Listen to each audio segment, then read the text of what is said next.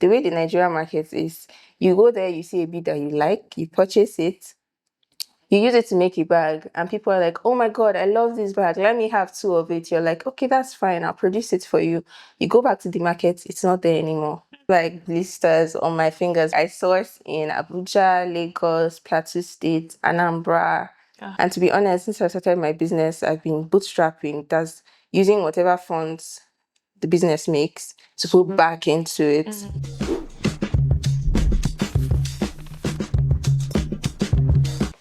Hi, welcome to another episode of Alache in Conversation.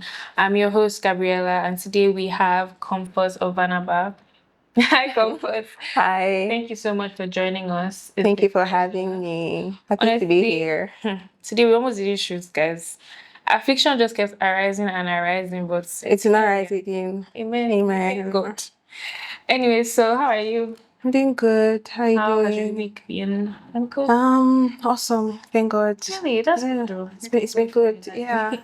Okay, so can you tell us a bit about Vanaba? Sure. Happily. Vanaba is a slow fashion brand. We make 100% handcrafted beaded bags and a little bit of accessories, but for now we're focusing only on the bags. So how did you get into beaded bags? Honestly, I've always been a creative person. Like growing up, art and craft, I was always like the best in my class when it comes to drawing, crafting. I used to have like vacation Bible school in church, and then we'd have a craft class. And honestly, I was always like the best. I was always like the top student and all of that. First position. So, yes, like if there was top 2, I'm number 1. Like not number 2. I love that. So I've always been doing stuff. Okay. But for beaded bags, honestly, I saw a bag that I liked, and I was broke. Okay. I will not lie, I was broke at the time and I couldn't buy it. And I was like, wait, hold on. I can make this thing. And it was like a traditional beaded bag design. By traditional, I mean all those designs that we don't really know who created it. So in clothing, it's like t-shirts, for example. We don't really know who made them first. So those kind of things. So I was like, okay, let me try it. And I tried it. And my friends were like, yo, this is so cute. How much is it? I'm like, oh, so I can sell it. So, I mean, from there, that's how it started. I like that you just tried and then you got it. Yeah, that was the first time. that was my first time. It was a very ugly bag, promise you. Really? It was horrible. Now that I'm good at it, Please, we need to see. I have a picture of it. Okay, please, we'll show it. I have a picture. It was so ugly, but everybody was like, this is so cute at the time.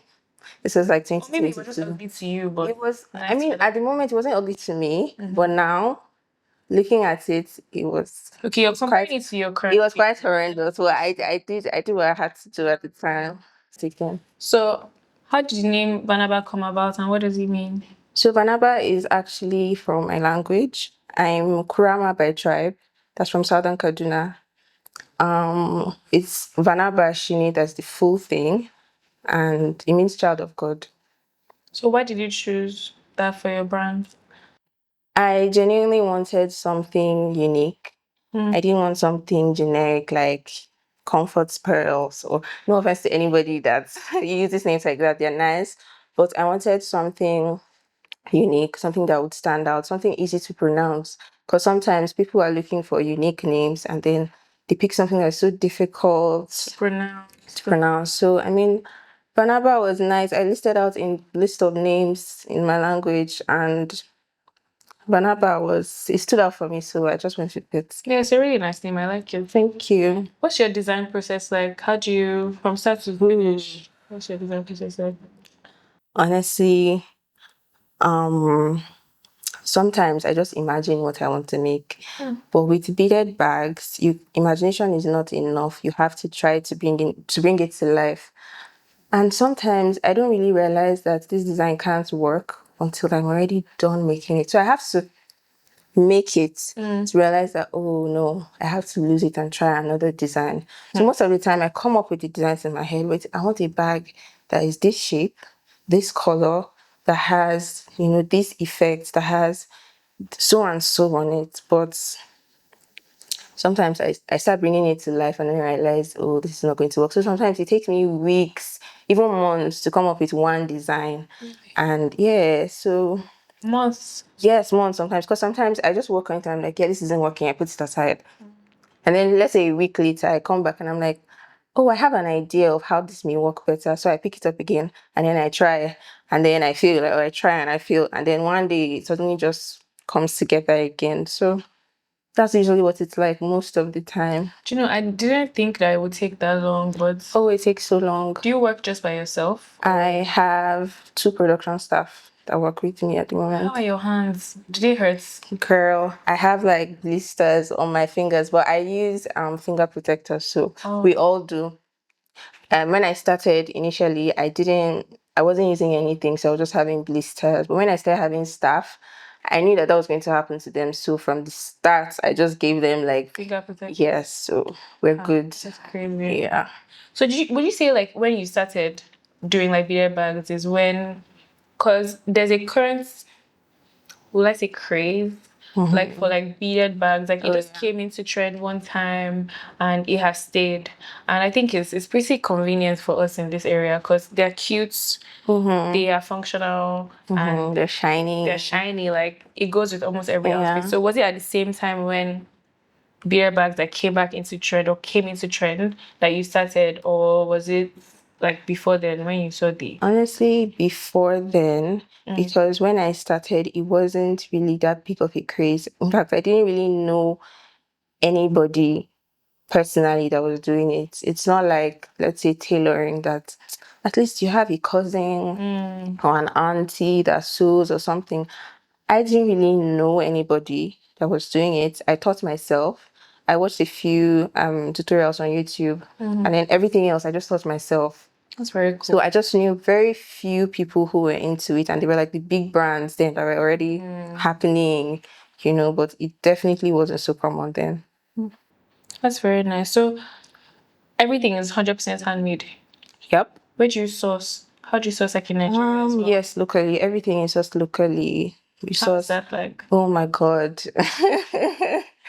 Oh my God, it's a lot. Honestly, I source in Abuja, Lagos, Plateau State, Anambra. Yeah, so those are where my top suppliers are. And I have to source in different places because the way the Nigerian market is, you go there, you see a bead that you like, you purchase it, you use it to make a bag, and people are like, oh my God, I love this bag, let me have 2 of it. You're like, okay, that's fine, I'll produce it for you. You go back to the market, it's not there anymore. The beads aren't there. Like, you can't find it in Abuja, you can't find it in Lagos, you can't find it anywhere else. It's just out of the market. So that's why you now said I'm having to get from other places. I have to get, so every time I'm like trying to get new suppliers. Okay, if I can't find here, let me check somewhere else. It's very difficult, but we make it work.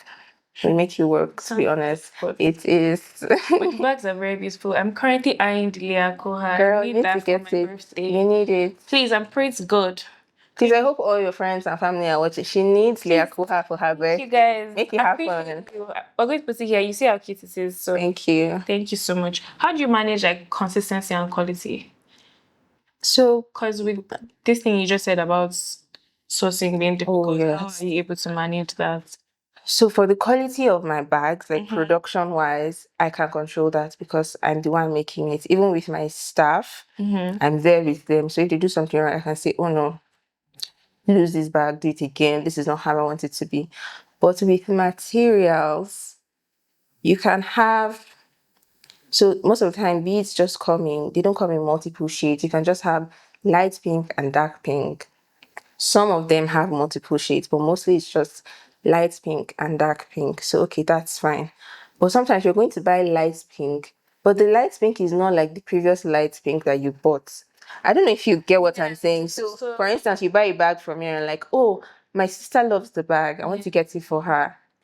And then it comes in a different shade. It comes in a different shade. And it's so frustrating because I have very little control over that because I'm not the manufacturer of the beads.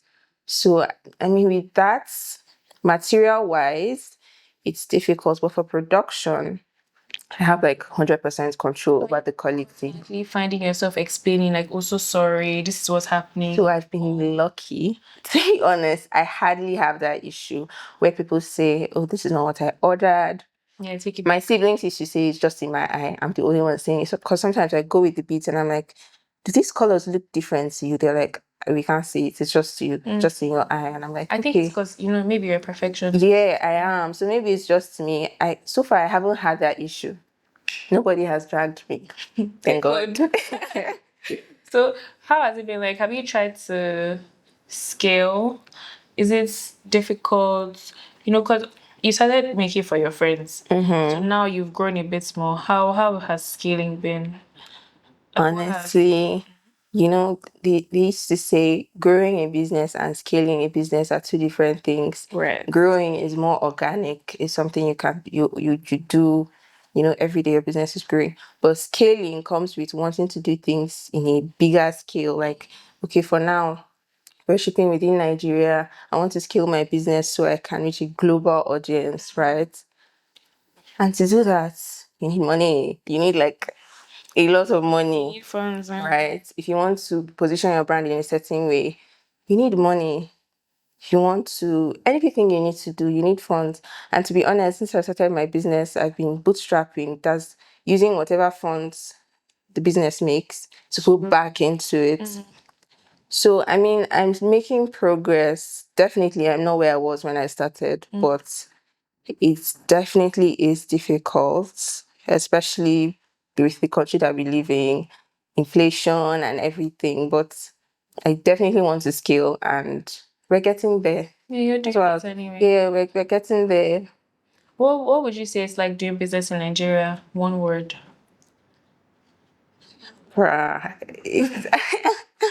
Just one word, like up to One word, yeah. difficult. Okay, why? Why do you think so? You have to, doing business in Nigeria, you have to make sure that this is what you want to do, right? You have to make sure that your heart and your mind is in it. You and I were having a conversation before we started recording. I was telling you that sometimes if you're not determined that this is what you want to do, when you face one or two obstacles, you just give up. Yeah. But if your mind is fully into what you're doing, that's the only way, because doing business in Nigeria will throw you obstacles that you didn't even imagine could exist. Yeah. But you have to persevere. Honestly, the last guest I spoke to, he was telling me how, you know, he has a goal. Exactly. Like no, I think his words were, I'm going somewhere. Exactly. And I think that is what it is. You have to be aware of the fact that, okay, I'm going to face obstacles. Unfortunately, I'm not supposed to be facing these obstacles if I lived somewhere else. Maybe some things would be better. But if you have that goal and you're keeping at it, I'm going there, You make it happen regardless. Yeah. So what's the most rewarding moments you've had like since you've started? Oh. So I can't pinpoint, let's say, one particular rewarding moment, especially since my business is so small. But I will say it's like a collection of little moments that maybe come together as very rewarding for me. One would be the support of my family.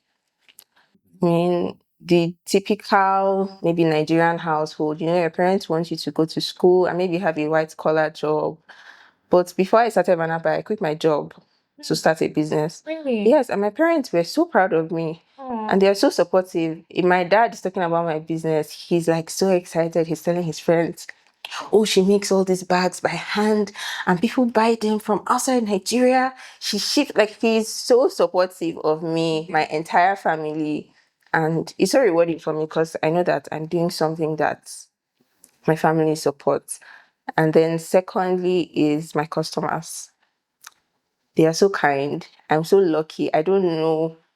It's I just, think your bags are really nice. yeah. So I hate to say this because I'm scared to jinx it. No, you won't jinx it. You're My just village people, confident.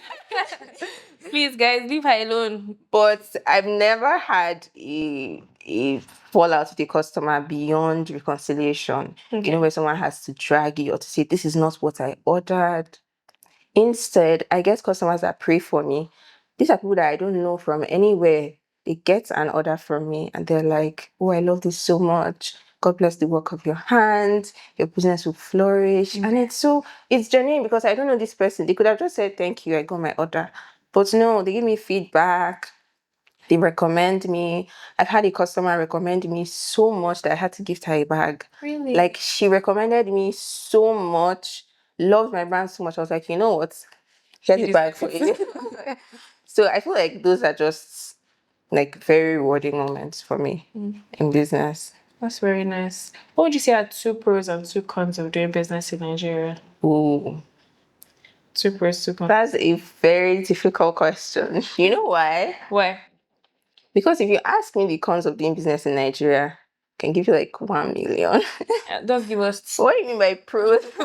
I don't think I've ever sat down to think of like the positives. But I would say one pro of doing business in Nigeria has a good sense of community. Nigerian. So if you're starting a business, you always have a community that will support you in those beginning stages, and that's very important. There are people that are still on their NYSC group chats, and they did like NYSC 10 years ago. So there's a group chat for everything: church, community, your run club, your gym, your neighborhood, your secondary school. We love a community in Nigeria, and starting a business, you need community, especially in the beginning stages. And I think the fact that we have a lot of community, sense of community, I think that's a pro. Okay. Because a lot of places don't have that. Secondly, the pro of the business. I can see that you've never actually thought about this at all. I have not thought about this. I mean, I think I'm not that negative, but like when life is always throwing you so many negative things, And just be arising left and right. I think another pro could be that we have so many skilled artisans, a lot of people that know how to do things with their hands. Okay. Especially this is for my line of business because I work with people who are skilled. So this is not generally. For my line of business, I think when I was hiring, I didn't even have to say I was looking for people that could bead because it's not such a common skill. I just said I'm looking for people that want to work with their hands, that are smart, and I had a lot of people interested. So I think for my line of business, that's a pro. Yeah. I don't think it's going to be hard for me to ever hire anybody to work with. And then to the cons, oh my God. It's looking like you want to give us 10. No. You said two. Yes, please. One, obviously, the economy, inflation, all of that, things are unstable. People's purchasing power is reduced. So sometimes you can't really, business is so shaky. You can't really set goals and know that you're going to achieve them because you don't know how it's going to go.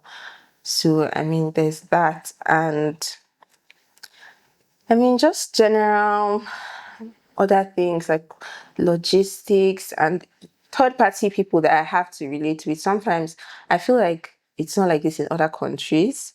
The way logistics companies handle our packages sometimes, dishonesty, or my customer hasn't received their package, I'm trying to contact you, there's no clear customer service line, or the person on the line is rude to me. It just makes it exactly. So I have played my part, I've gotten the product ready, I've packaged it. Now play your own part. I've paid you for it, and the customer paid me, so it's me they're coming to, attack and all of that. So I think dealing with third-party companies in business is so difficult, especially when you're a perfectionist yourself and then they are just doing a shabby job. Yeah. It's hard. I think in general, we just have a very poor customer service. Oh my God. Experience. Customer experience management is very, very poor. That's something I'm really passionate about. Because even my friends will talk about how, like, we'll go to, like, restaurants and stuff, and I would just get very worked up because I see no reason why this is happening. It's so maybe bad. You order something and then they're supposed to bring it to you. It's like a doorstep delivery, and then you have the dispatch rider shouting at you that, "Madam, I beg if you come downstairs." Exactly. I'm just like, I paid though. It's not for free. Like it's Like, not I paid free for service. the service, and you don't want to give me the service. It's just a bit crazy, but it is what it is. it is what it is. It is what it is. Okay. If you're enjoying this, Please like, share, and subscribe. It helps us grow. Got any thoughts, questions, or something to share? Send us a mail at reachalache.ng@gmail.com. Bye. So, what's the toughest piece you've ever had to make? Oh, the toughest. And why? So it's going to be between Rhea Aqua and Leah Koha. So Rhea Aqua is a pearl clutch, and it has like teardrop or like water drop detailing on the clutch. And Leah Koha is our leopard print purse, everybody's favorite. Pretty. God, so beautiful. Everybody's favorite. And I can't decide between the two because for Leah Koha, it was more of a time thing. It took a lot of time. And Rhea Aqua took time, but it was more because I couldn't figure out the design and bring it to life the way I wanted. I lose that bag like, I don't know, maybe like 3 to 4 times. So I had an idea, and then when I did it, it wasn't looking so practical. It was so many things were going wrong. So I would lose it and do it again. And it took me quite a while to finally come up with the design that we currently have. Like how long?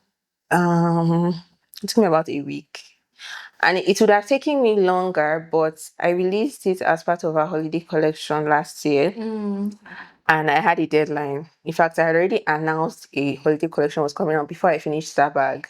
And I already said, oh, we're releasing 4 bags. I had not finished the design. So I was like, I must make this thing happen. I must settle down and figure out a design. If I didn't have that deadline, maybe I would have laid it around and just kept it aside and come back. But because I had a deadline, I made sure it took me about a week anyway. Like from idea to Yeah. product. And then for Leah Koha, I knew I wanted a leopard print bag, right? I knew that's what I wanted. I had to, it has been done before. It's not like I'm not the first doing a bag in leopard print, but since it's beading, I had to create a pattern for it. So every bead placement on that bag was designed by me. Like I drew it by hand to say where every bead is going to be to form that pattern. So it took a lot of time. I couldn't decide how I wanted the hand of the bag to be. Those 2 purses, it was a lot. But how many hours would you say typically it takes for you to do a bag? That's a bag that has already been designed. Yeah. On the average, 2 days. Okay. That's on the average. So it depends on the size of the beads and the size of the bag. Okay. So if they're really tiny beads, it will take a longer time. But if they're like large beads and it's a small bag, you can do it in like 2-3 hours. Obviously, because you've been working for a while, you've skilled and you'll be quicker than if I try now. Probably take me 4 I would years. think it's easy, but every time I'm teaching people, they're like, so this is how tough it is. If I learn this skill, each bag will be nothing less than 200,000. I'm just laughing at them because like Just take it easy and not shy. I am. But what's one piece of advice you would give to your younger self, like before starting the business? How long have you done this for, by the way? 3 years. This is our 3rd year. Oh, nice. So 3 years. So what's a piece of advice you would give yourself? That's before I started this business. Just do it, I guess. Like just start. Just don't overthink it. Did you take some time overthinking before you started? I really didn't because, like I said, I left my corporate job, so I was not doing anything. So there was not even time for me to overthink. I had all the time to try it out. I was like, you know what, just try it. And I would advise my younger self to do that again. Like just go ahead with it. I didn't even know what the market for it was going to be like because at the time it wasn't so trendy. It wasn't everywhere. But I was like, you know what? That's the one reason why you should do it so that you're among the first people that are kind of doing it. So when you left your corporate job, you knew that, okay, yes, I'm going to start a beaded bag. Oh, no. Or you just wanted to start a business? When I left my corporate job, I already had a business. but I was making like satin bonnets for hair. I was sewing them. I used to sew as well.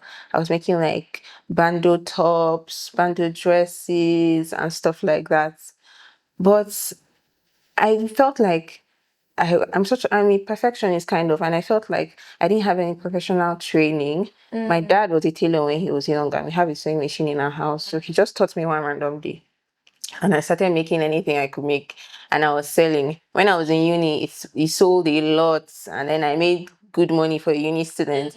But then in the real world, I was like, I don't know how this is working for me. I think I want to find something else that is going to be like better than this. So when I figured out beading, I just pushed the sewing aside and I was like, I don't have time for fashion school and any of that. Let me just do this one.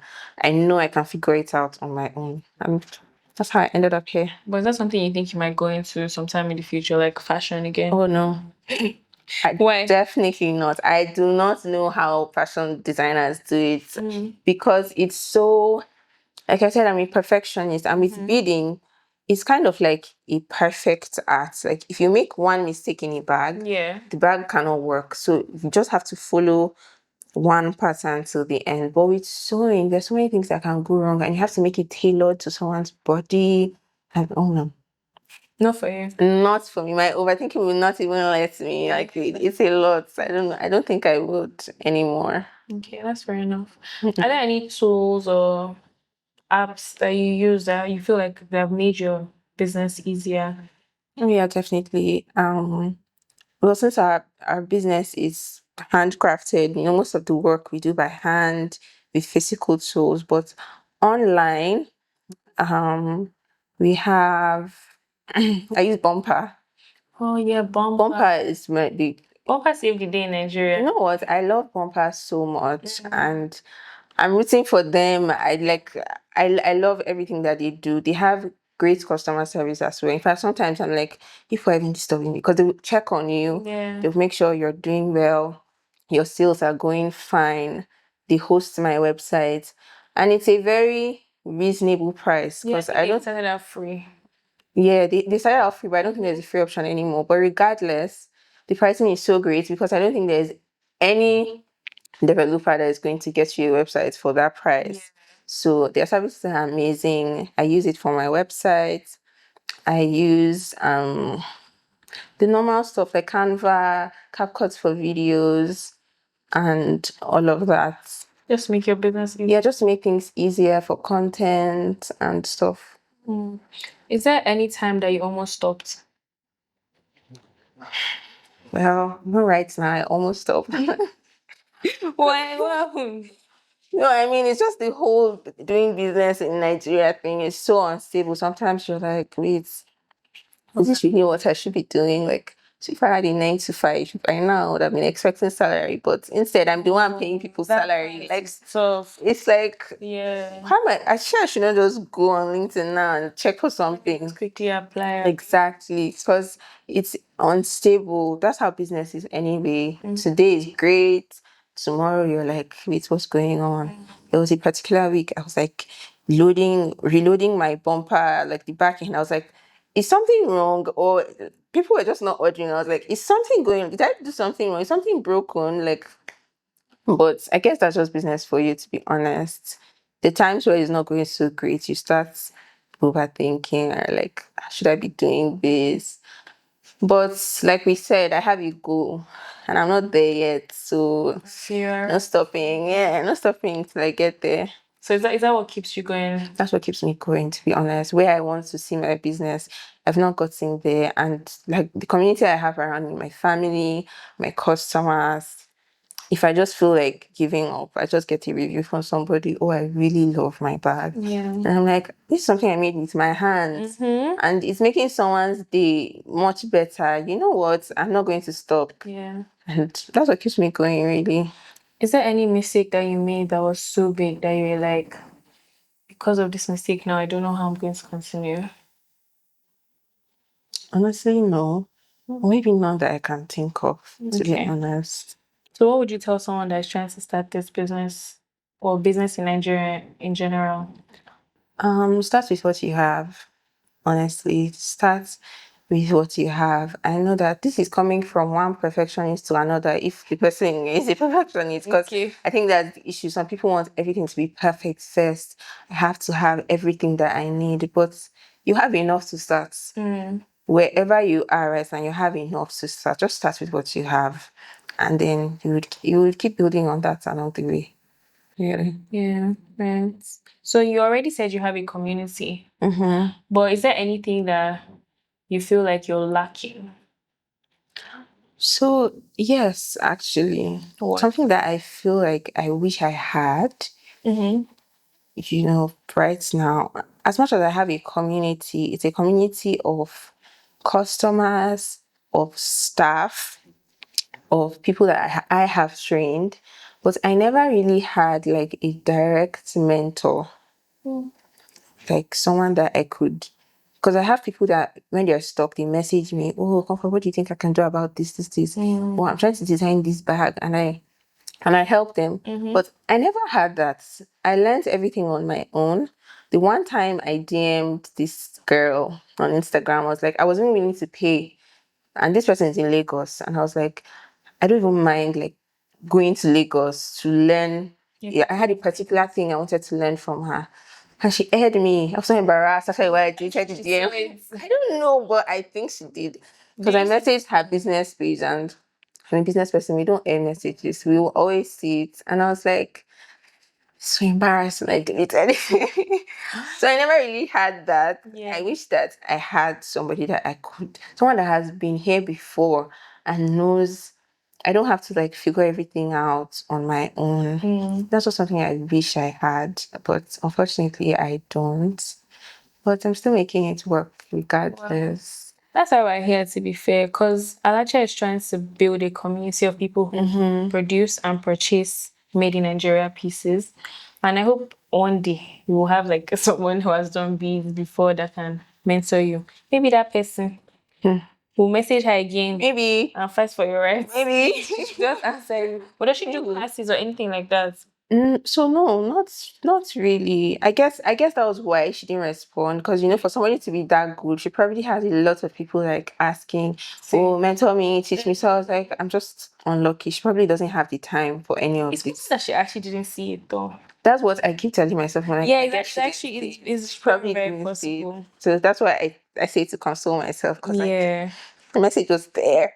So- Did you cry? No, I didn't cry, but I just felt so bad. I was like, look at me helping other people, but I just don't have anybody to look up to like that. Or What's one misconception you'd say people have of like handmade brands that you'd like to challenge? oh my god, people do not realize how long it takes to produce handmade products. I don't think people are very aware of how long it takes or the work that's put into it. Some people would say, show your process. But with the kind of industry we're in, there's a thing like between showing your process and giving people that want to copy you too much information. Right. And it's also a lot of work showing my process, because I'm bidding, I'm trying to hurry, I'm still trying to film to make sure it's captured in the right way for content, because I want people to see that it's a lot of work. So, I mean, it's really difficult trying to get people to understand that this took a lot of time. This is not expensive. It is not overpriced. If anything, it is underpriced, and it is luxury, to be honest. It's not priced as luxury, but it is. And people just don't. I don't think people really understand that there's a lot of time that has gone into this, and I wish they would. But I guess we're getting there. So I think the thing is people don't really hear the stories behind the brand owners, like the founders. So they don't know what it actually takes, because your feelings towards something are affected by how much information you have about that. So that information, there's a gap there. People don't really know, okay, this is the reason why this is happening, blah, blah, blah. So, and I think it's on us, like it's on us, the creators, to let people know that, okay, this is how long it takes. This is the story behind this particular product. Exactly. This is what it took. So when they own it, you know that, oh, I'm owning a part of that story, part of that hard work, and they cherish it as they should. Period. So that's what Alache is also trying to do. we're just trying to let people know the story behind the things that we see and use every day. I love it. So people don't, our stories are not told. We don't even have like a proper archive of, things made in Nigeria. And I think Nigerians are very, very skilled. So we want to tell those stories. We want to, meet the people, understand your process and the journey, how you got there and everything. So anyway, thank you so much, Comfort, for coming today. Thank you for having me. Thank you guys so much for watching. If you watched to the end, we love you. And yes, don't forget sending your questions to reachalache@gmail.com. Questions, thoughts, anything really, because we want other founders to be able to answer questions about any questions you have, like if you're starting a business or if you want Comfort to mentor you, for example. Like if you need anybody that's come here to answer specific questions about their industry. So yeah, thank you so much. Bye guys. Bye.